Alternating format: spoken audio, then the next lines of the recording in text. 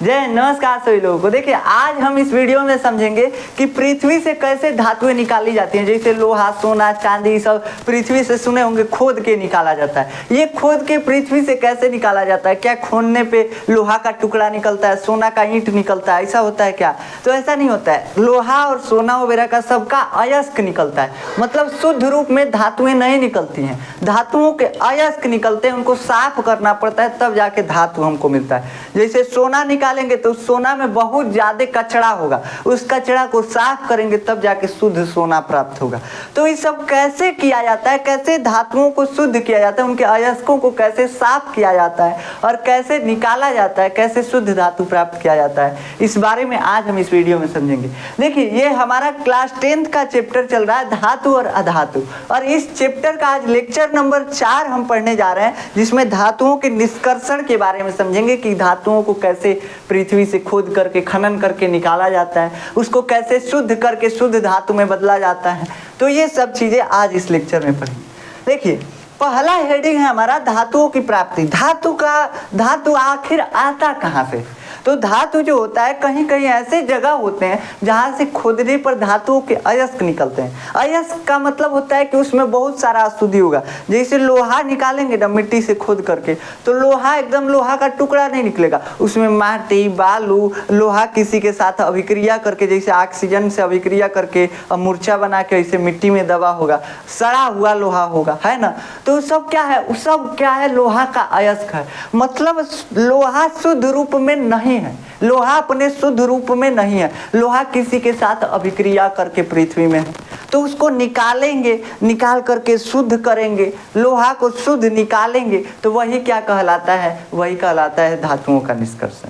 तो धातुओं की प्राप्ति कहाँ से होती है, धातुएं कहाँ से निकलती हैं? तो पहले तो शुद्ध रूप से कोई भी धातुएं हमको नहीं मिलती हैं। मतलब चाहेंगे कि खोन के लोहा का टुकड़ा निकाले, नहीं निकलेगा। खोन के चाहेंगे सोना का ईंट निकाल ले पृथ्वी से, तो नहीं निकलेगा। ऐसा नहीं होता। वहाँ पे खराब रूप में मिलते हैं सोना और लोहा, मतलब बहुत ज़्यादा अशुद्धियाँ, उसमें माटी, बालू, सब कुछ कचरा सहित मिलता है, शुद्ध रूप में नहीं मिलता है। तो शुद्ध रूप में नहीं मिलता है तो उन जो कचरे सहित जो धातुएं मिलती हैं ना, उनको बोलते हैं खनिज।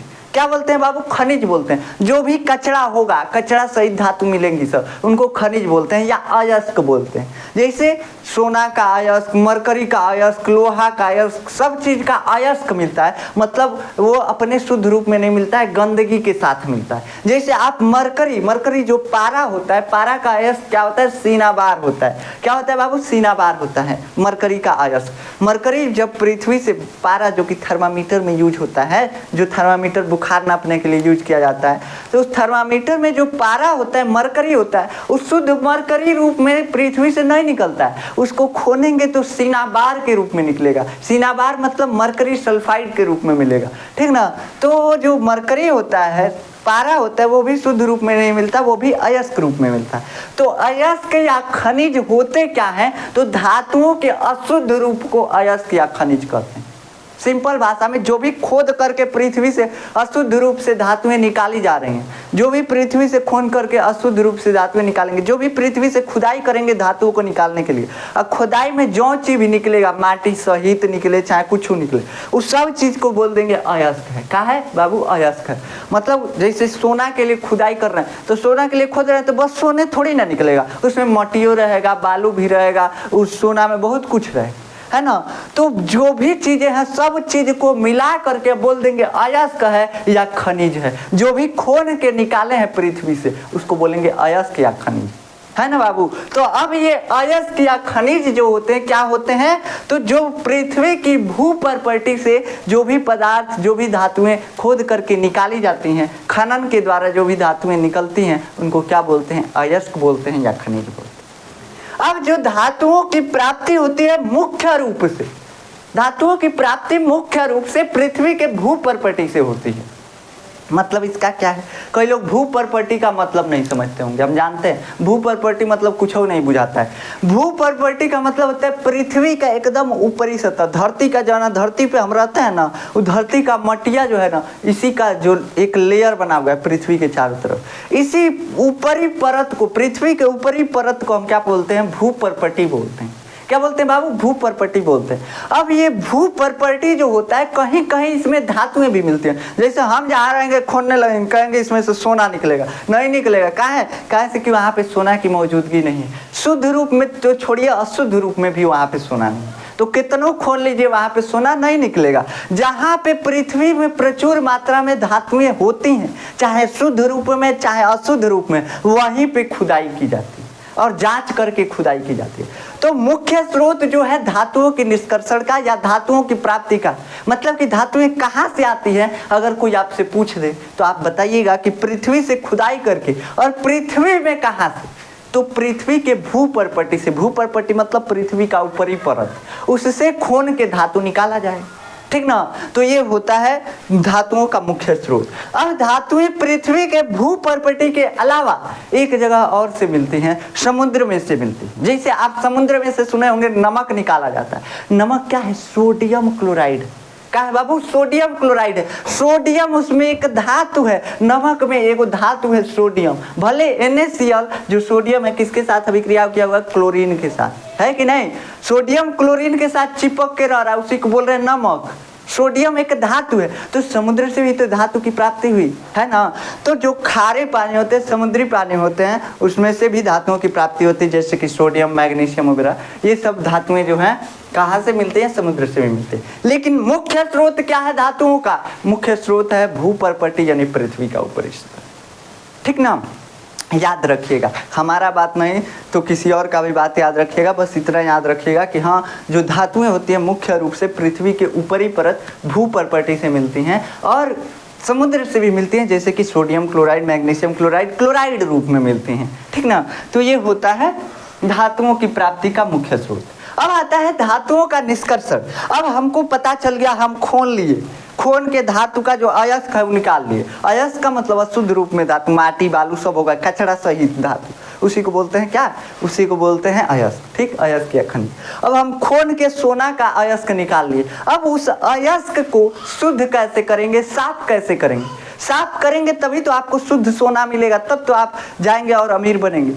तो जो सोना है उसका अयस्क हम निकाल लिए या लोहा का अयस्क निकाल लिए। अब उसको शुद्ध करना है, और इसी को शुद्ध करना क्या कहलाता है? धातुओं का निष्कर्षण। मतलब कि जो अशुद्धियां हैं उनको छांट करके उसमें से शुद्ध धातु निकालना, निकालने को क्या बोलते हैं? निष्कर्षण। और कौन सी का निष्कर्षण कर रहे हैं? कौन सी का निष्कर्षण? धातुओं का निष्कर्षण। कहाँ से कर रहे हैं? अशुद्ध रूप से। तो अयस्क से शुद्ध धातुओं को निकालना ही क्या कहलाता है? अयस्क से शुद्ध रूप से धातुओं को निकालना ही धातुओं का निष्कर्षण कहलाता है। या अयस्कों से शुद्ध रूप से धातुओं को प्राप्त करना क्या कहलाता है? धातुओं का निष्कर्षण कहलाता है। बस सिंपल सा बात है बाबू, इसमें कोनो टेंशन नहीं होना चाहिए। निष्कर्षण का मतलब निकालना, कौन सी निकाल रहे हैं? धातु निकाल रहे हैं, बात खत्म, बस इतने, ठीक ना। तो अब देखिए, धातुओं का निष्कर्षण जो होता है वो 3 तरीके से हो सकता है। मतलब सिंपली भाषा में बोले तो धातुएं जो होती हैं 3 तरह की होती हैं। 3 तरह की धातुएं होती हैं सक्रियता श्रेणी के आधार पे। हम आपको पिछले लेक्चर में बताए भी थे कि धातुएं जो होती हैं 3 तरह की होती हैं। सक्रियता श्रेणी ऊपर से नीचे तक सब याद कराए थे। क्या याद कराए थे? सक्रियता श्रेणी potassium, sodium, calcium, magnesium, aluminium, copper, magnesium, aluminium, zinc, iron, lead. उसके बाद क्या बताए थे? कॉपर, मरकरी, सिल्वर और गोल्ड। ये सारी चीज़ें बताए थे कि ये ऐसे होती हैं, और जैसे जैसे आप ऊपर से नीचे जाएंगे धातुओं की अभिक्रियाशीलता घटती जाएगी, मतलब कम क्रियाशील धातु होते जाएंगे। सबसे अधिक तो पोटेशियम सबसे अधिक क्रियाशील, और सबसे कम क्रियाशील तो सबसे कम क्रियाशील होता है सोना। अब कई लोगों को क्रियाशीलता ही नहीं समझ में आता है, कई लोगों को क्रियाशीलता नहीं समझ में आता है। देखिए, ये सक्रियता श्रेणी क्या है? धातुओं की एक सूची है, एक लिस्ट है, और ये लिस्ट हमको बता रहा है कि कौन धातु ज्यादा क्रियाशील है और कौन कम क्रियाशील। क्रियाशीलता का मतलब होता है कि कोई किसी के साथ कितना आसानी से बॉन्ड बना पा रहा है। जितना आसानी से बॉन्ड बना पा रहा होगा वो उतना ही अधिक क्रियाशील होगा। समझे? जैसे आपका कोई आपके क्लास का कोई लड़का है, बहुत आसानी से गर्लफ्रेंड बना लेता है, तो बात समझिए वो बहुत ज़्यादा अभिक्रियाशील है। वैसे ही धातुएं हैं, धातुओं में सबसे ज़्यादा अभिक्रियाशील कौन है? पोटेशियम। पोटेशियम को वो अकेले रह ही नहीं सकता है, इसका गुण है कि कभी सिंगल रह ही नहीं सकता है पोटेशियम। और सोना को देखिएगा ज़्यादातर अकेला रहता है, बेचारा तन्हा तन्हा रहता है सोना। सोना क्यों तन्हा रहता है? क्योंकि किसी के साथ जल्दी बॉन्डिंग नहीं कर पाता है, मतलब कम अभिक्रियाशील है। समझ में आया? कम अभिक्रियाशील है। तो ये जो लिस्ट बना है इसी को बोलते हैं सक्रियता श्रेणी या रिएक्टिविटी सीरीज। अब ये रिएक्टिविटी सीरीज हमको बताता है कि जैसे आप ऊपर से नीचे जाएंगे रिएक्टिविटी घटती जाएगी, मतलब धातुएं सिंगल होती जाएंगी। किसी के साथ अभिक्रिया करने से डर उनका ज़्यादा बढ़ता जाएगा, मतलब वो किसी के साथ अभिक्रिया नहीं करेंगे। जैसे सोना को देखिएगा, सोना को ऐसे खुला में छोड़ दीजिए, पानी में डाल के छोड़ दीजिए, कहीं छोड़ दीजिए, जल्दी उसका रंग नहीं बदलता है। क्यों? क्योंकि सोना जल्दी किसी के साथ अभिक्रिया नहीं करता, अभिक्रिया नहीं करता। वहीं पे लोहा को पानी में डाल दीजिए, तने दिन हवा में छोड़ दीजिए, क्या हो जाएगा? लोहा जंग पकड़ लेगा, क्योंकि लोहा जो है सोना से ज्यादा अभिक्रियाशील है। क्यों? क्योंकि आप देख रहे हैं सक्रियता श्रेणी में आयरन Fe जो है Au से ऊपर है। Au क्या है? Au को बोलते हैं सोना। Au सोना का संकेत है और Fe लोहा का। तो सोना से ऊपर है क्या? ऊपर है आयरन, और जो भी ऊपर है वो अधिक क्रियाशील, जो नीचे है कम क्रियाशील। तो सबसे नीचे सोना सबसे कम क्रियाशील, और बीच में है लोहा, सोना से ऊपर है, सोना से अधिक क्रियाशील है। इसलिए इसको हवा में छोड़ देंगे लोहा को तो मुरझा जाएगा। मुरझा जाता है क्यों? क्योंकि ऑक्सीजन से अभिक्रिया कर लेता है। और सोना को हवा में छोड़िए, पानी में छोड़िए, कहीं छोड़ दीजिए, कोई मतलब है नहीं है, ठीक ना। तो हम बताए थे बाबू आपको पिछले लेक्चर में, अभी तो मानिए तो पिछले लेक्चर का रिवीजन ही चल रहा है। हम पिछले लेक्चर में बताए थे सक्रियता श्रेणी में जब हम ऊपर से नीचे जाते हैं तो धातुओं की क्रियाशीलता बढ़ती जाती है। अब ये सक्रियता श्रेणी को हम ध्यान से देखें तो इस सक्रियता श्रेणी को हम 3 भागों में बांट सकते हैं। एक होता है उच्च अभिक्रियाशील धातुएं, एक होती हैं मध्य अभिक्रियाशील धातुएं, और एक होती हैं निम्न अभिक्रियाशील धातुएं। उच्च अभिक्रियाशील धातुएं मतलब जो कबो अकेला रहे ही नहीं, कबो अकेला ना रहे, हरदम डबलिया के रहे, सिंगल कबो इसको बर्दाश्त नहीं होता है सिंगल रहे, ठीक ना। तो ये जो होती है ये क्या होती है? उच्च अभिक्रियाशील धातु, मतलब किसी के साथ अभिक्रिया करके ही रहे। जैसे पोटेशियम को देखिएगा, पोटेशियम क्लोराइड, चाहे पोटेशियम सोडियम को देखिएगा, सोडियम क्लोराइड नमक के रूप में रहता है।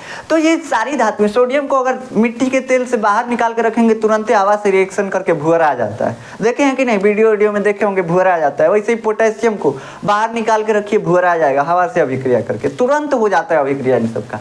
कैसे कि अकेले रहना पसंद ही नहीं करते हैं। क्यों? क्योंकि ज्यादा अभिक्रियाशील है, किसी के साथ इनकी बॉन्डिंग बहुत जल्दी हो जाती है, बहुत जल्दी बॉन्डिंग हो जाती है। तो ये जो सोडियम है, पोटेशियम है, कैल्शियम है, ये सब बहुत जल्दी किसी के साथ बॉन्डिंग कर लेते हैं। जैसे सोडियम बहुत जल्दी हवा के साथ बॉन्डिंग कर लेता है, पानी के साथ बहुत जल्दी बॉन्डिंग करता है, इसलिए भड़क जाता है पानी में डालने पे सोडियम। सोडियम को जैसे पानी में डालेंगे भड़क जाएगा सोडियम। क्यों भड़क जाएगा? क्योंकि जैसे पानी में जाता है सोडियम, सोडियम पानी के साथ अभिक्रिया करके हाइड्रोजन गैस निकालता है, और हाइड्रोजन गैस ज्वलनशील होता है। ज्वलनशील होता है तो वही जलता है तो आवाज़ निकलता है, धमाके की आवाज़ निकलती है ना। तो सोडियम जो है बहुत तेज किसी के साथ अभिक्रिया करता है, तो ये उच्च अभिक्रियाशील धातु है। पोटेशियम उच्च अभिक्रियाशील धातु है, कैल्शियम उच्च अभिक्रियाशील धातु है, वैसे मैग्नीशियम एल्युमिनियम भी उच्च अभिक्रियाशील धातु है। तो उच्च अभिक्रियाशील धातुएं कौन कौन सी हैं? तो आपको याद रखना है 5 धातुएं उच्च अभिक्रियाशील धातुओं की श्रेणी में आती हैं। कौन? पोटेशियम, सोडियम, कैल्शियम, मैग्नीशियम और एल्युमिनियम। कौन कौन सा? पोटेशियम, सोडियम, कैल्शियम, मैग्नीशियम और एल्युमिनियम। ये 5 धातुएं आपको याद रखनी है। सबके लास्ट में म आ रहा है। क्या आ रहा है बाबू? म आ रहा है। तो जिसके लास्ट में म आएगा वो उच्च अभिक्रियाशील है। जैसे पोटेशियम, सोडियम, म आ रहा है लास्ट में कि नहीं, कैल्शियम, मैग्नीशियम, एल्युमिनियम, ये सब म आ रहा है, इसलिए उच्च अभिक्रियाशील है। ट्रिक है याद करने के, ठीक ना। उच्च अभिक्रियाशील। और मध्य अभिक्रियाशील धातुएं कौन कौन सी हैं? तो जिंक है, आयरन है और लेड है। जिंक, आयरन, लेड, 3 को याद रखना है। Zinc, iron, lead, zinc, iron, lead, zinc, iron, lead क्या है? मध्य अभिक्रियाशील धातुएं, बीच की, मतलब किसी के साथ क्रिया कर भी सकती हैं, नहीं भी कर सकते हैं, कौन बात नहीं है। सिंगलो रह सकते हैं, डबल या के रह सकते हैं, बस दिक्कत यही। और जो कापर होता है, मरकरी होता है, सिल्वर होता है और गोल्ड होता है, ये किसी के साथ जल्दी अभिक्रिया नहीं करती हैं। ऐसा नहीं है कि अभिक्रिया ये नहीं है करती हैं, एकदम में नहीं करती हैं, ऐसा नहीं है, करती हैं लेकिन कभी कभार, बहुत कम, ठीक ना। तो कापर हो गया, मरकरी हो गया, सिल्वर हो गया और गोल्ड हो गया, ये सारी महंगी धातुएं हैं। देख रहे हैं, कापर का तार खरीदने जा रहे हैं, इतना महंगा हो गया कि वायरिंग हमारा नहीं हो पा रहा है। मरकरी, मरकरी आप देखे होंगे, मरकरी भी बहुत महंगा धातु है, इसलिए थर्मामीटर में तनी मनी मात्रा में यूज होता है। सिल्वर, ऐसे ही चांदी और सोना महंगाया हुआ, तो सिल्वर और सोना क्या है, महंगी धातु। ये सारी धातुएं क्या है, महंगी धातुएं हैं, जो कि निम्न अभिक्रियाशील धातुएं हैं। ये कम अभिक्रिया करती हैं किसी के साथ कम अभिक्रिया। तो हम धातुओं को सक्रियता श्रेणी के आधार पे 3 भागों में बांट चुके हैं। क्या? एक उच्च अभिक्रियाशील धातु, मध्य अभिक्रियाशील धातु और निम्न अभिक्रियाशील धातु। अब देखिए, जब हम पृथ्वी से इन धातुओं को निकालते हैं तो किस रूप में मिलते हैं? इन धातुओं को जब पृथ्वी से निकाला जाएगा तो कैसे रूप मिलेंगे? उच्च अभिक्रियाशील धातुएं कब वो सिंगल नहीं मिलेंगी, कब वो किसी के साथ अभिक्रिया की हुई ही मिलेगी। जैसे सोडियम को निकालिए क्लोरीन के साथ, नमक क्लोरीन के साथ मिलता है कि नहीं? सोडियम क्लोराइड नमक के रूप में मिलता है सोडियम, है ना? ऐसे ही पोटेशियम क्लोराइड के रूप में, मतलब कभी स्वतंत्र मिल ही नहीं सकती। कैल्शियम ऑक्साइड के रूप में, कैल्शियम कार्बोनेट के रूप में मिलता है, कैल्शियम कार्बोनेट चूना पत्थर, ठीक है। तो ये सब हमेशा कैसा होता है, हमेशा सिंगल कभी होखबे नहीं करेगा।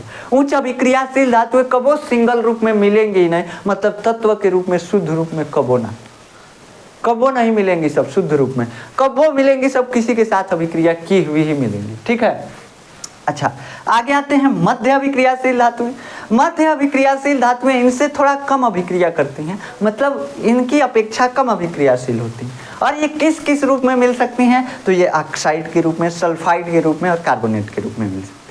3 रूपों में मिल सकती हैं, ऑक्साइड, सल्फाइड और कार्बोनेट। ऑक्साइड, सल्फाइड और कार्बोनेट। मध्य अभिक्रियाशील धातुएं किन किन रूपों में? ऑक्साइड, सल्फाइड और कार्बोनेट। ऑक्साइड, सल्फाइड और कार्बोनेट मध्य अभिक्रियाशील धातुएं। तो इन रूपों में ये मध्य अभिक्रियाशील धातुएं, जैसे कि जिंक कार्बोनेट मिल सकता है, जिंक सल्फाइड मिल सकता है, आयरन सल्फाइड, आयरन कार्बोनेट के रूप में कभी देखने को मिलता है, आयरन सल्फाइड मिल सकता है, लेड सल्फाइड मिल सकता है, ठीक। तो ये सारी धातुएं लेड ऑक्साइड के रूप में भी मिलता है, आयरन ऑक्साइड के रूप में। आयरन ऑक्साइड क्या होता है? मूर्छा, जो लोहा मुरझा जाता है ना, उसी को आयरन ऑक्साइड बोला जाता है। तो आयरन जो होता है, iron oxide, zinc oxide, zinc carbonate, zinc sulphide, ये सब मतलब ऑक्साइड और सल्फाइड और कार्बोनेट के रूप में मध्य अभिक्रियाशील धातुएं मिलती हैं। ऐसे ही आप देखिएगा निम्न अभिक्रियाशील धातुओं को, तो निम्न अभिक्रियाशील धातुएं स्वतंत्र रूप में भी मिलती हैं।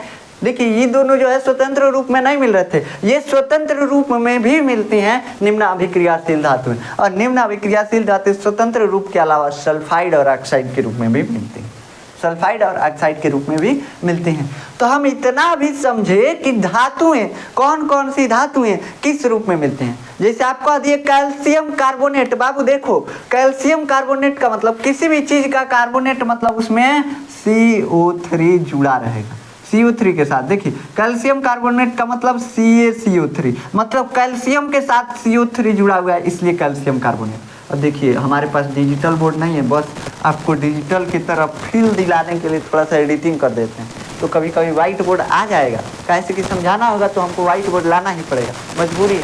तो आप थोड़ा सा एडजस्ट कीजिएगा, लेकिन हम कोशिश करते हैं ताकि आपको जो भी इस युग के हिसाब से जो भी डिजिटल बोर्ड की तरह फील जो है प्रोवाइड कराया जा सके। चलिए, मतलब कि कैल्शियम कार्बोनेट ये क्या है? कार्बोनेट के रूप में। सल्फाइड, जैसे कि आप देखेंगे HGS यानी कि मरकरी सल्फाइड, मर्क्यूरी सल्फाइड। क्या है बाबू? मर्क्यूरी सल्फाइड, ठीक।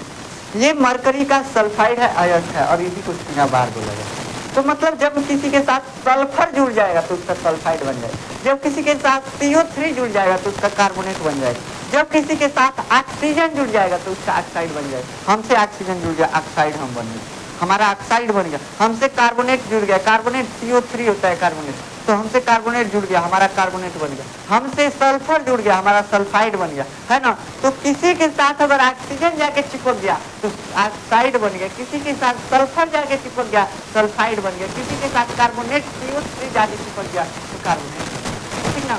तो ये याद रखिएगा, कार्बोनेट क्या होते हैं, सल्फाइड क्या होते हैं, ऑक्साइड क्या होते हैं, ये सारी चीजें आपको याद रखना है। जैसे आप कहेंगे कि जिंक ऑक्साइड, तो Zn2 ये क्या है? Zinc oxide. Iron oxide Fe2O3, क्या है बाबू? Fe2O3, ये क्या है? आयरन ऑक्साइड है, ठीक। अब लेड ऑक्साइड PbO, तो लेड ऑक्साइड जो होता है, और ये सारे ऑक्साइड मतलब जिसके साथ ऑक्सीजन चिपक गया वो क्या है ऑक्साइड, जिसके साथ सल्फर चिपक गया सल्फाइड, जिसके साथ क्या चिपक गया कार्बोनेट चिपक गया CO3, वो क्या हो गया कार्बोनेट। बस इतना याद रखो। पहला कौन रूप में मिल सकता है, कौन ठिकाना सिंगल कौन शर्त पे नहीं मिलेगा, उच्च अभिक्रियाशील धातु। मध्य अभिक्रियाशील धातु 3 रूपों में मिल सकते हैं, ऑक्साइड कार्बोनेट और सल्फाइड, ये 3 रूपों में मध्य अभिक्रियाशील धातु। और निम्न अभिक्रियाशील धातु स्वतंत्र रूप में भी मिल सकते हैं, स्वतंत्र रूप में भी, जैसे सोना स्वतंत्र रूप में भी मिल सकता है और सल्फाइड के रूप में और ऑक्साइड के रूप में भी मिल सकता है। तो ये होते हैं अयस्क के रूप, अयस्क के रूप ही है, अयस्क के ये रूप ही है। जो धातु हम पृथ्वी से निकाले हैं कौन ही रूप में मिल रहे हैं वही देखना है ना, तो ये अयस्क का रूप हो गया। जो धातु निकालते हैं पृथ्वी से उसको अयस्क बोलते हैं, कौन ही रूप में मिल रहा है तो उसी को पढ़ लिए, तो ये अयस्क का रूप हो गया। अब अयस्कों का समृद्धिकरण क्या होता है, समृद्धिकरण का मतलब अवगुणों को हटाना। क्या होता है, अवगुणों को हटाना, दुर्गुणों को हटाना। अगर आपके अंदर से अवगुण हटा दिया जाए, दुर्गुण हटा दिया जाए तो आपका समृद्धिकरण हो गया, समृद्धिकरण हो गया। खराबी आपके अंदर का जो भी है हटा दिया जाए तो आपका समृद्धिकरण हो गया। वैसे ही अयस्कों के अंदर से जो भी खराबी है अयस्कों में, जैसे मिट्टी धूल ये सब है ना, अयस्क में अयस्क खोन के निकालेंगे तो उसमें माटी रहेगा, बालू रहेगा, सब कचरा कुचरा सब रहेगा, पॉलिथीन वगैरह सब रहेगा। अब इस अयस्क से शुद्ध धातु प्राप्त करने के लिए उसमें से माटी बालू प्लास्टिक कचरा सब हटाना पड़ेगा, है कि नहीं। तो वही जो हटाने की प्रक्रिया है उसी को बोलते हैं अयस्कों का समृद्धिकरण। क्या बोलते हैं, अयस्कों का समृद्धिकरण। अब अयस्कों में होता क्या क्या है, तो अयस्कों में मिट्टी बालू रेत जो होते हैं वो होते हैं। अब मिट्टी और रेत आदि को हम क्या बोलते हैं, गैंग बोलते हैं। गैंग एक स्पेशल नाम दे दिया गया। अयस्कों में जो मिट्टी होती है बालू होता है प्लास्टिक वगैरह कचरा वगैरह जितना होगा ना जिसको छाना जा सकता है तो उसको बोलते हैं गैंग। क्या बोलते हैं बाबू, गैंग। एक टेक्निकल नाम दे दिया गया उस इंडस्ट्री के लिए जो धातुओं की सफाई करती है निष्कर्षण करती है, उस इंडस्ट्री के लिए एक टेक्निकल नाम दे दिया गया कि गैंग को निकालना है। गैंग मतलब गैंग में सब कुछ आ जाएगा, माटी बालू प्लास्टिक वगैरह सब आ जाएगा, है ना, सब कुछ निकाल देना, छाट के सब निकाल देना। तो वही अयस्कों से, अयस्क जब पृथ्वी से खनित होते हैं, खनित मतलब खुदाई करके अयस्क निकाला जाता है, तो पृथ्वी से खनित अयस्क में मिट्टी रेत जैसी अशुद्धियाँ होती हैं जिन्हें गैंग कहते हैं और इन गैंगों को हटाया जाता है। कैसे हटाया जाए, तो अब हम पढ़ेंगे अयस्क को कैसे शुद्ध किया जाता है। चलिए देखते हैं। देखिए ये हमारा चार्ट है अयस्क को शुद्ध करने। हम जानते हैं अयस्क 3 रूप में मिल सकते हैं, 3 रूप में। कौन कौन सा रूप, उच्च अभिक्रियाशील धातुएं, निम्न अभिक्रियाशील धातुएं और मध्य अभिक्रियाशील, बस 3 रूप होता है अयस्क का। अब इसमें से उच्च अभिक्रियाशील धातु को कैसे शुद्ध किया जाएगा, मध्य अभिक्रियाशील धातु को कैसे शुद्ध किया जाएगा और निम्न अभिक्रियाशील धातु को कैसे शुद्ध किया जाएगा। तो देखिए जो उच्च अभिक्रियाशील धातुएं होती हैं उनको गलित धातु का विघटन करा के शुद्ध किया जाता है, शुद्ध धातु प्राप्त किया जाता है। नहीं समझ में आए गलित धातु का विघटन, कोनो माइंड में वर्ड नहीं समझ में आए। देखिए ये गलित धातु का मतलब इनके घोल से, जैसे कि सोडियम निकालना होगा सोडियम क्लोराइड से। सोडियम क्लोराइड क्या है, नमक है, और नमक के घोल से, नमक को घोल देंगे उनका लिक्विड फॉर्म बन जाएगा, वही गलित अवस्था है। नमक जाके पानी में गल जाता है कि नहीं गल जाता है, तो नमक जो है किसका अयस्क है, सोडियम का अयस्क है।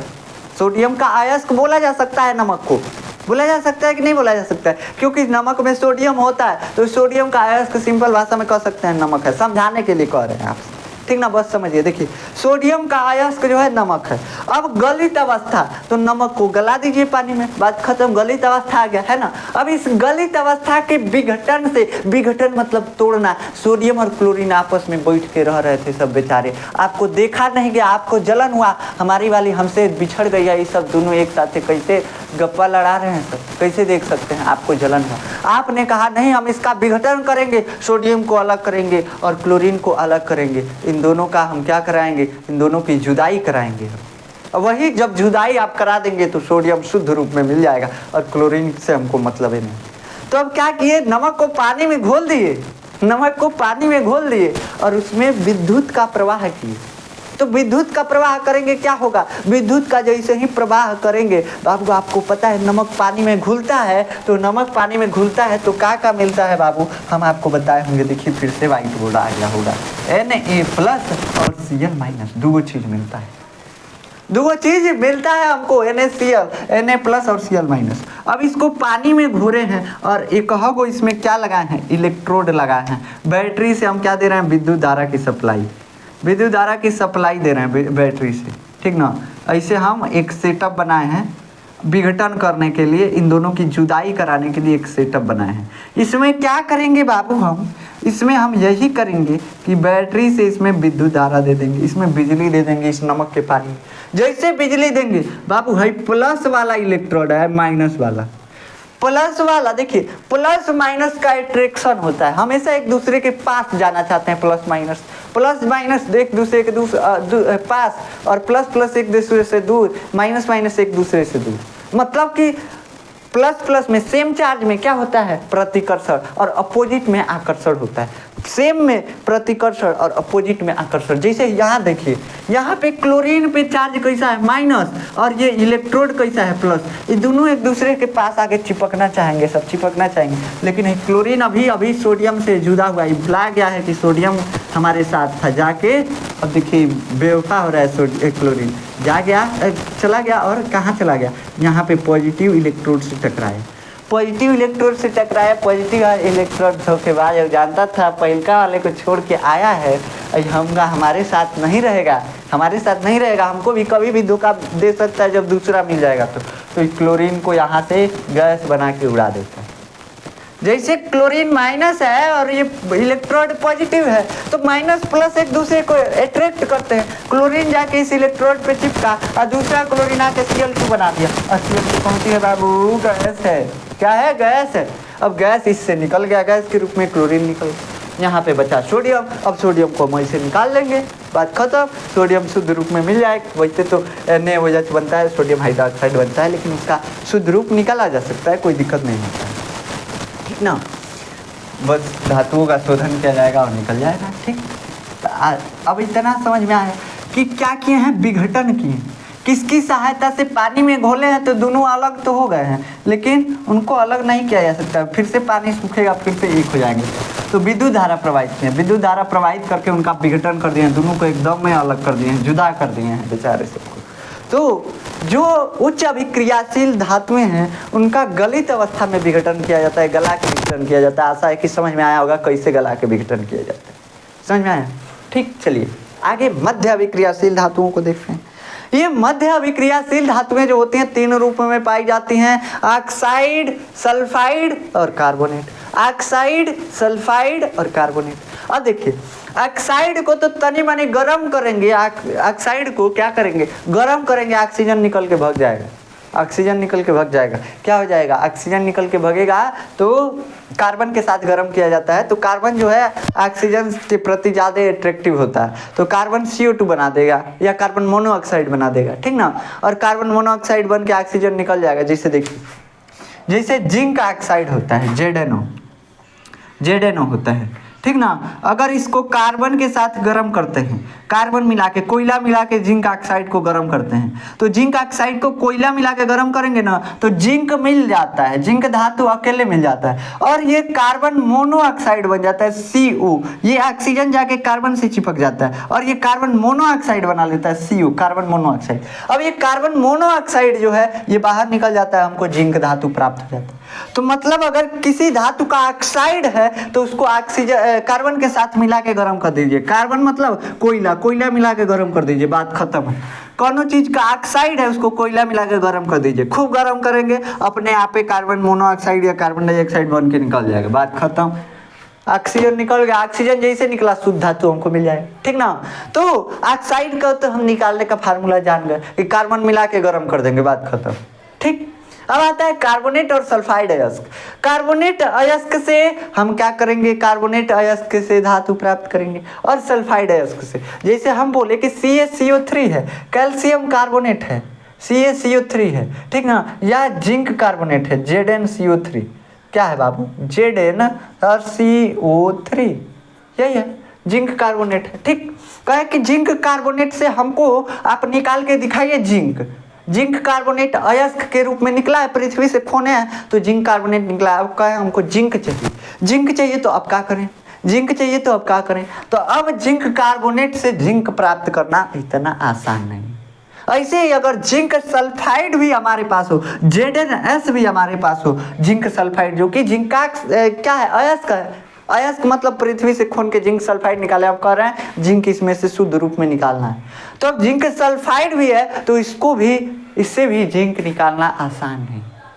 आसान किससे है, तो आसान है ऑक्साइड से शुद्ध धातु प्राप्त करना। किसी भी ऑक्साइड से शुद्ध धातु प्राप्त करना आसान होता है। सल्फाइड और कार्बोनेट से हम शुद्ध धातु उतना आसानी से प्राप्त नहीं कर सकते, ढेर झमेला है। हम क्या देखो, ये सल्फाइड और कार्बोनेट को इसको बदल लेते हैं ऑक्साइड में। कैसे बदलेंगे वो प्रक्रिया हम जानते हैं, बताएंगे। बस समझिए कि सल्फाइड और कार्बोनेट से हम कभी भी शुद्ध धातु इतना आसानी से नहीं प्राप्त कर सकते हैं। आसानी से शुद्ध धातु प्राप्त करना है तो धातु ऑक्साइड के रूप में होना चाहिए। सल्फाइड और कार्बोनेट से आसानी से नहीं प्राप्त कर सकते। क्या देखो, एक प्रक्रिया होता है भर्जन और एक प्रक्रिया होता है निस्तापन।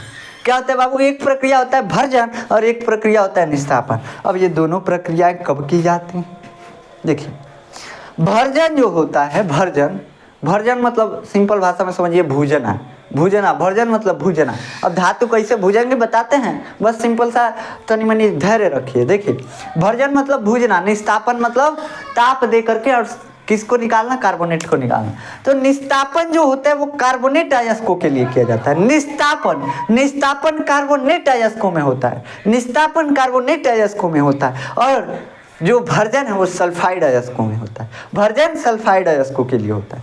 अब सल्फाइड अयस्क को भी हमको ऑक्साइड में बदलना है। जैसे कि जिंक सल्फाइड है तो जिंक ऑक्साइड बनाएंगे तो जिंक उससे ऑक्साइड से आसानी से निकाल सकते हैं। तो ये ऑक्साइड बनाने की प्रक्रिया है भर्जन और निस्तापन। अगर कार्बोनेट को ऑक्साइड बनाना है, किसी धातु का कार्बोनेट है अगर उसका ऑक्साइड बनाना है तो हम कहेंगे उसको भूज दीजिए, भर्जन कर दीजिए, बात खत्म है। ठीक ना, सॉरी निस्तापन कर दीजिए उसका। अगर कार्बोनेट को क्या बनाना है, कार्बोनेट को ऑक्साइड बनाना है तो उसको क्या करेंगे, निस्तापन कर देंगे उसका। निस्तापन करेंगे तो क्या हो जाएगा, ऑक्साइड बन जाएगा। वैसे सल्फाइड से अगर ऑक्साइड बनाना है तो उसके लिए भर्जन प्रक्रिया आता है और भर्जन प्रक्रिया से हम क्या करते हैं, सल्फाइड से ऑक्साइड बना देते हैं। जैसे कि जिंक सल्फाइड है और जिंक सल्फाइड से हमको जिंक ऑक्साइड बनाना है तो भर्जन कर देंगे, भर्जन करेंगे तुरंत जिंक ऑक्साइड बन जाएगा। अब ये भर्जन और निस्तापन होते क्या हैं इसके बारे में भी अभी समझेंगे, धैर्य रखिए। बस ये समझिए कौन प्रक्रिया है जिसके द्वारा सल्फाइड को ऑक्साइड में, और निस्तापन भी एक प्रक्रिया है जिससे कि कार्बोनेट को ऑक्साइड में बदला जाता है। बात खत्म, बस इतना समझना है आपको। ठीक, अब जब आपको धातु का ऑक्साइड मिल गया तो धातु का अपचयन कर देंगे। जो धातु का ऑक्साइड है उसका अपचयन, बाबू अब कई लोग अपचयन गड़बड़ा जाएंगे। कई लोग कहेंगे अपचयन कौन सी है, ये अपचयन नया शब्द कहाँ से आ गया। बाबू याद कीजिए हम कहाँ पढ़ाए थे इसको, पहले चैप्टर में पढ़ाए थे कि अपचयन क्या होता है। किसी चीज से ऑक्सीजन को जुदा करना अपचयन कहलाता है, या किसी चीज से हाइड्रोजन को जोड़ना अपचयन कहलाता है। अब यहाँ पे तो उतना डिटेल में हम अपचयन पढ़ाएंगे नहीं, बस इतना समझिए अगर किसी चीज से ऑक्सीजन को जुदा कर रहे हैं तो उसका क्या करना है, अपचयन करना है। जैसे हमारे साथ ऑक्सीजन आके चिपक के रह रहा था, आपको देखा नहीं गया, जलन हुआ, एकदम जरतुगा है, क्या हुआ, आपने ऑक्सीजन को हमसे अलग कर दिया, क्या हो गया, हमारा अपचयन होगा। जैसे ऑक्सीजन हमसे दूर भागा, जैसे ऑक्सीजन जुदा हुआ हमसे, क्या हो गया, हमारा अपचयन हो गया, है ना। तो हमारा अपचयन कब हुआ, किसी भी चीज का अपचयन कब होता है, जब उससे ऑक्सीजन बिछड़ जाता है। जब किसी भी चीज से ऑक्सीजन को बिछड़ा दीजिए, क्या हो गया, उसका अपचयन हो गया। तो अपचयन क्या होता है, किसी भी धातु ऑक्साइड से ऑक्सीजन को अलग करने की प्रक्रिया क्या कहलाती है, अपचयन। अभी बताएं किसी भी धातु से अगर ऑक्सीजन को अलग करना है, कार्बन मिला के गर्म कर दीजिए, बात खत्म है। कार्बन मिला के गर्म करेंगे तुरंत क्या बन जाएगा, शुद्ध धातु प्राप्त हो जाएगा और कार्बन मोनोऑक्साइड या कार्बन डाइऑक्साइड के रूप में ऑक्सीजन जुदा हो जाएगा उस धातु से, धातु को ऑक्सीजन छोड़ के चला जाएगा। ठीक, बस इतना ही है, सिंपल। तो धातु के ऑक्साइड से क्या करते हैं, अपचयन द्वारा धातु प्राप्त करते हैं। अब अपचयन किए, धातु प्राप्त कर लिया, अभी भी इसमें कुछ अशुद्धियां हैं, कुछ अशुद्धियाँ हैं, थोड़ी मोड़ी अशुद्धियाँ हैं। अब इसको लास्ट स्टेज में क्या किया जाएगा, धातुओं का शोधन किया जाएगा। धातुओं का शोधन करके उसमें से जो भी अशुद्धियाँ हैं उसको निकाला जाएगा। ठीक है, तो जो मध्य अभिक्रियाशील धातु है उसमें क्या है, कार्बोनेट और सल्फाइड अयस्क मिलते हैं, ऑक्साइड भी मिलते हैं। ऑक्साइड को क्या करेंगे, कार्बन के साथ गर्म करके शुद्ध धातु प्राप्त कर लेंगे। कार्बोनेट मिलेगा, कार्बोनेट का निस्तापन कर देंगे। अगर सल्फाइड मिलेगा, सल्फाइड का भर्जन कर देंगे। जैसे भर्जन या निस्तापन करेंगे हमको ऑक्साइड अयस्क मिल जाएगा। ऑक्साइड अयस्क को कैसे, फिर से उसका अपचयन, अपचयन मतलब ऑक्सीजन को जुदा करना, धातु से ऑक्सीजन को बिछड़ा देना। जैसे ऑक्सीजन बिछड़ जाएगा धातु शुद्ध रूप में मिल जाएगा, लेकिन अभी भी उसमें कुछ अशुद्धियाँ हैं। उन अशुद्धियों को दूर करने के लिए धातुओं का शोधन करेंगे, और शोधन जैसे करेंगे धातु एकदम साफ सुथरा मिल जाएगा। देख रहे हैं कि नहीं, धातु एकदम साफ सुथरा मिल जाएगा। अब आता है निम्न अभिक्रियाशील धातु। इनको अलग करना है अयस्कों से बहुत आसान है, बहुत आसान है। ये ज़्यादातर या तो ये सब तो ऐसे सिंगल रूप में ऐसे ही मिलते हैं सब, तो सिंगल रूप में मिलते हैं ऐसे ही भौतिक प्रक्रियाओं द्वारा अलग कर लीजिए, कोनो दिक्कत नहीं है। धो धा के माटी गर्दा उर्दा हटा दीजिए, बात खत्म। अगर ये सल्फाइड या ऑक्साइड के रूप में मिला तब क्या करेंगे, ऑक्साइड के रूप में मिला तो कार्बन के साथ मिला के गर्म कर दीजिए, बात खत्म। अगर सल्फाइड के रूप में मिल रहा है तो भर्जन कर दीजिए। भर्जन से क्या मिलेगा, भर्जन से आपको धातु का ऑक्साइड मिल जाएगा। धातु का ऑक्साइड मिलेगा तो क्या करेंगे, उसका फिर से अपचयन करके धातु प्राप्त कर लेंगे, और फिर धातुओं का परिष्करण कर देंगे। परिष्करण क्या होता है, परिष्करण क्या होता है, परिष्करण भी वही, मतलब क्या होता है, इसको इंग्लिश में क्या बोलते हैं, अभी याद आया था। परिष्करण को, एक मिनट रुकिए, परिष्करण को क्या बोलते हैं हम, याद नहीं आ रहा है। ठीक है, हमको अंग्रेजी जानते हैं, कम में आता है वो तो पता ही है आपको। तो देखिए, जो परिष्करण होता है मतलब धातुओं को एकदम अंतिम चरण में साफ करना। जो भी उसमें गंदगी रह गया, थोड़ा मोड़ा गंदगी रह गया, उसको साफ करना क्या कहलाता है, परिष्करण कहलाता है। ठीक ना, परिष्करण कहलाता है। अंग्रेजी याद नहीं आ रहा है, अंग्रेजी बोल देते तो आप अभी समझ जाते हैं, जानते हैं अंग्रेजी थोड़ा जल्दी समझ में आएगा। परिष्करण का अंग्रेजी थोड़ा आसान है, तो इसीलिए अच्छे से जल्दी समझ में आ जाएगा, तो इसीलिए कह रहे हैं। लेकिन नहीं याद आ रहा है अंग्रेजी इसका, परिष्करण का क्या बोले थे, परिष्करण का अंग्रेजी क्या है। कभी कभी कुछ चीज़ें नहीं याद आती हैं, और जो नहीं याद करना चाहते हैं वो याद हो जाते हैं। समझ में आ रहा है, हम जानते हैं आप लोगों को याद होता है क्या क्या। चलिए, सक्रियता श्रेणी में नीचे आने वाली धातुओं का निष्कर्षण। अब एक एक करके सारी चीज़ों को पढ़ते हैं। क्या पढ़े हैं, अभी तो शॉर्टकट में पढ़े हैं कि कैसे कैसे शुद्ध धातु प्राप्त करेंगे। अब हम एक एक करके पढ़ते हैं। पहले नीचे से शुरू करते हैं, पहले नीचे वाली धातुओं का निष्कर्षण करना सीखते हैं। पहले नीचे वाली धातु मतलब कि कॉपर, मरकरी और क्या हो गया, सिल्वर हो गया और गोल्ड हो गया, इन सबको इनके अयस्क से अलग करने के बारे में सीखते हैं। मतलब सबसे नीचे, तो सबसे नीचे जो धातुएं होती हैं उनको अलग करने के लिए, उनका निष्कर्षण करने के लिए बहुत कम मेहनत करना पड़ता है। लिखा है काफी अनअभिक्रिय धातुएं होती हैं, मतलब जो सबसे नीचे सक्रियता श्रेणी में जो धातुएं होती हैं सबसे नीचे, वो काफी अनअभिक्रिय धातुएं होती हैं, मतलब किसी के साथ जल्दी अभिक्रिया नहीं करती हैं, अक्रिय होती हैं थोड़ी सी, ठीक ना। तो अनअभिक्रिय धातुएं होती हैं, इनके ऑक्साइड को केवल गर्म करके ही क्या किया जा सकता है, शुद्ध धातु प्राप्त कर सकते हैं।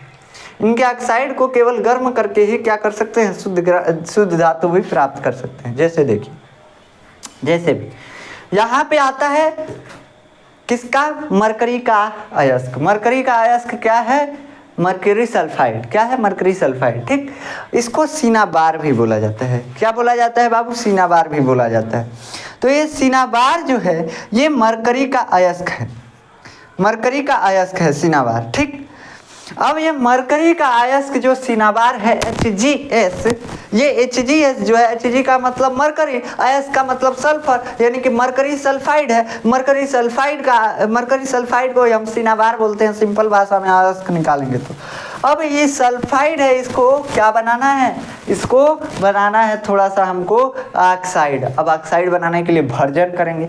भर्जन होता क्या है, देखिए, भर्जन में होता यही है कि ऑक्सीजन के साथ, वायु के साथ गर्म कर दीजिए, किसी भी चीज़ को खूब गर्म कर दीजिए वायु के साथ, उसका भर्जन हो जाए। ठीक ना, उसका भर्जन हो जाएगा।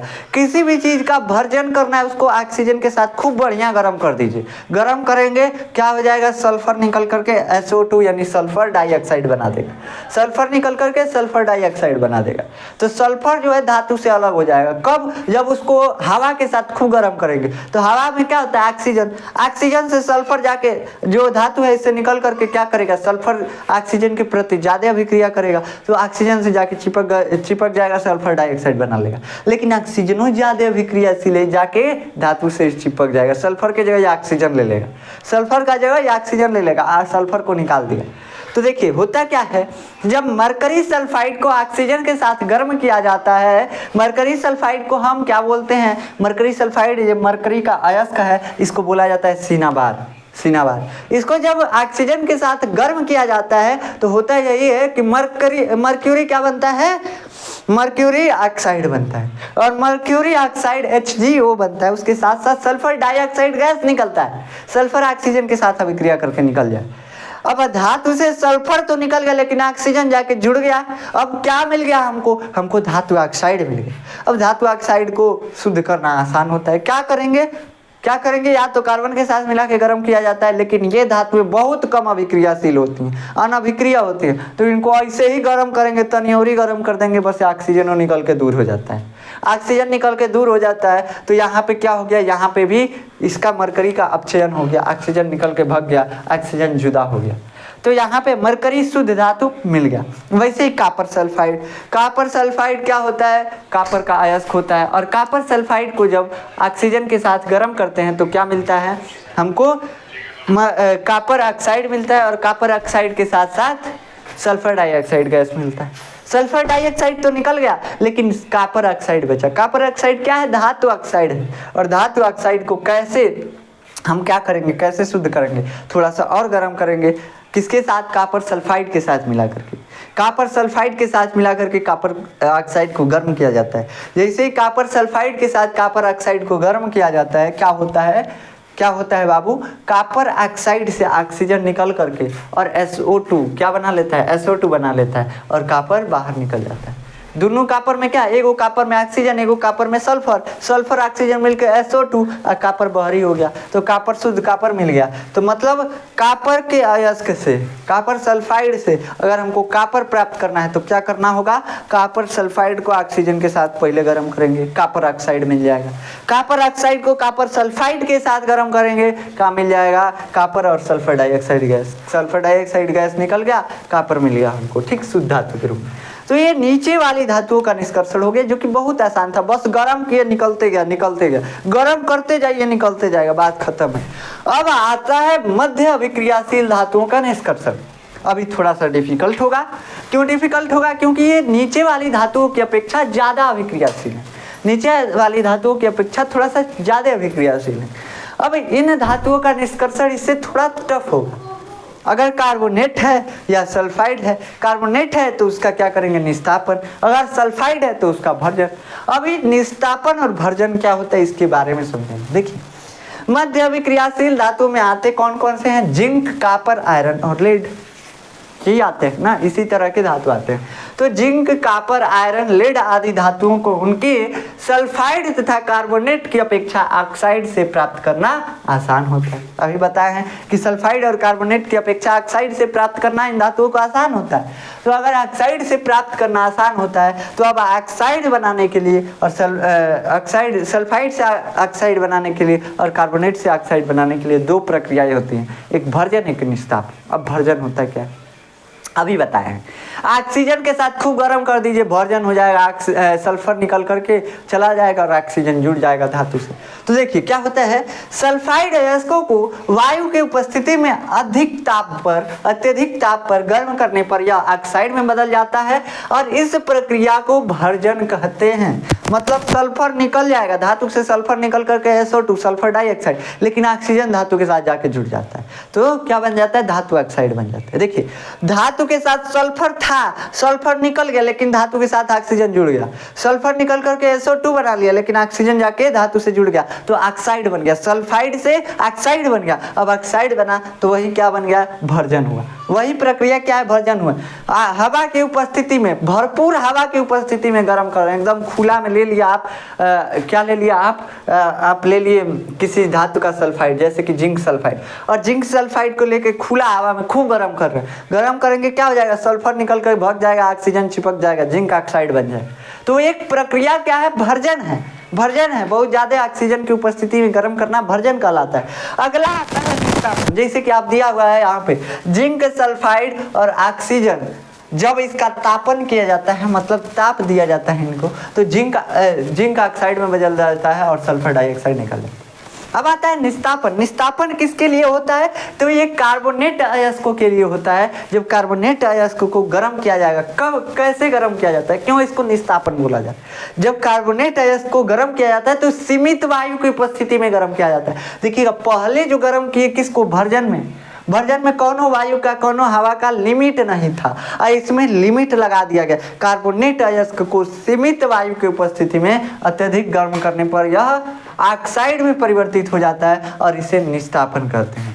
मतलब कार्बोनेट से ऑक्साइड बनाएंगे, निस्तापन। उसमें भी गर्म किए, इसमें भी गर्म किए, भर्जन में भी गर्म कर रहे हैं, निस्तापन में भी गर्म कर रहे हैं। बस दिक्कत क्या है, भर्जन में भरपूर ऑक्सीजन दे रहे हैं, भरपूर हवा दे रहे हैं, और निस्तापन में सीमित मतलब लिमिटेड वायु दे रहे हैं। ठीक ना, बस अंतर इतना है। जैसे कि जिंक कार्बोनेट का तापन करेंगे, क्या बनेगा, देखिए यहाँ पे ऑक्सीजन नहीं लिखा हुआ है, कैसे कि बहुत कम मात्रा में हवा दिया गया। तो जिंक कार्बोनेट जो है, जिंक कार्बोनेट का जब तापन किया गया, मतलब गर्म किया गया, तो जिंक ऑक्साइड और कार्बन डाइऑक्साइड मिला। ठीक, कार्बन डाइऑक्साइड गैस मिला। तो ये जो है क्या है, तो ये निस्तापन है, निस्तापन।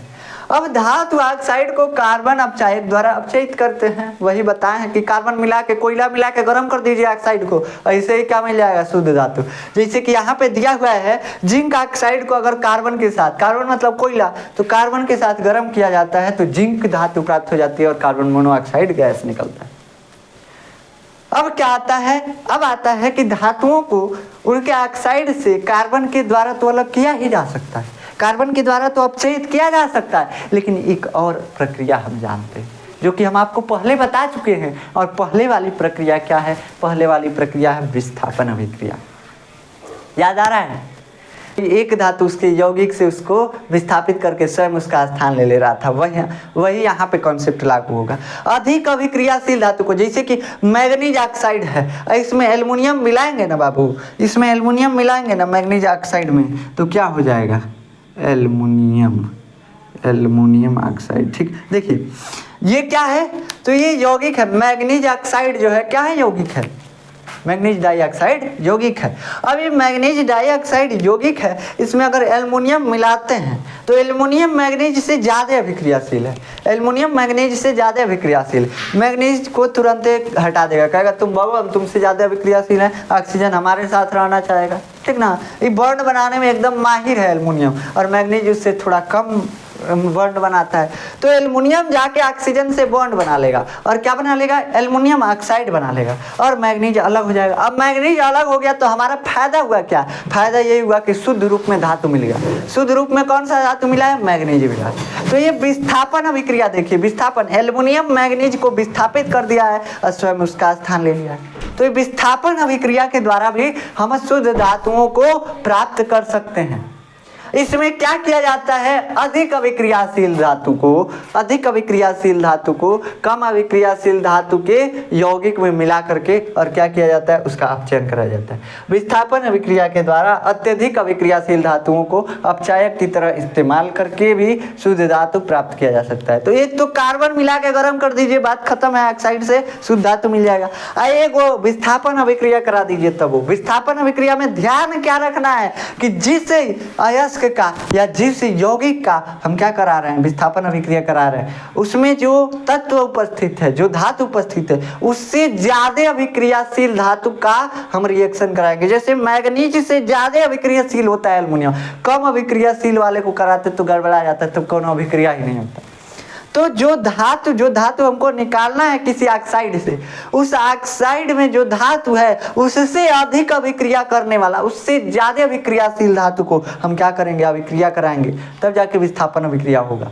और इस अभिक्रिया में, इस विस्थापन अभिक्रिया में इतना ज़्यादा हीट निकलता है ना, इतना ज़्यादा हीट निकलता है कि कोई भी धातु पानी हो जाता है। लोहा निकालेंगे इस अभिक्रिया से पानी हो जाएगा, लिक्विड फॉर्म में लोहा मिलेगा, मैग्नीज लिक्विड फॉर्म में मिलेगा, क्योंकि जब अभिक्रिया होता है बहुत ज़्यादा हीट निकलता है, एकदम गर्मी से गर्म हो जाता है। जिस चीज़ में इस अभिक्रिया को कराएंगे, जिस पात्र में इस अभिक्रिया को कराएंगे वो पात्र एकदम गर्म हो जाता है, ठीक ना, तो बहुत ज़्यादा गर्म हो जाता है। इसीलिए मैग्नीज जो है लिक्विड फॉर्म में इसमें मिलता है। अब इसका यूज कहाँ किया जाता है, तो बाबू देखिए, आयरन ऑक्साइड से पटरियों को जोड़ा जाता है। इतना लंबा लंबा रेल की पटरियां आप देखते हैं, क्या उनको उतना बड़े बड़े रेल की पटरियां आती हैं? नहीं आती हैं। रेल की पटरियां छोटी छोटी आती हैं, उनको जोड़ करके उतना लंबा बनाया जाता है, 10-10 किलोमीटर लंबा। तो जो रेल की पटरियां होती हैं 100-100 मीटर 10-10 किलोमीटर लंबी होती हैं। अब उनको जोड़ा कैसे जाता है, तो इसी अभिक्रिया के द्वारा रेल की पटरियों को जोड़ा जाता है। या जो मशीनें होती हैं, यंत्र होते हैं, उनके पार्ट पुर्जे में अगर कहीं क्या आया, दरार आया है, कहीं पे दरार आया है, तो उसको भरने के लिए भी इसी का यूज किया जाता है।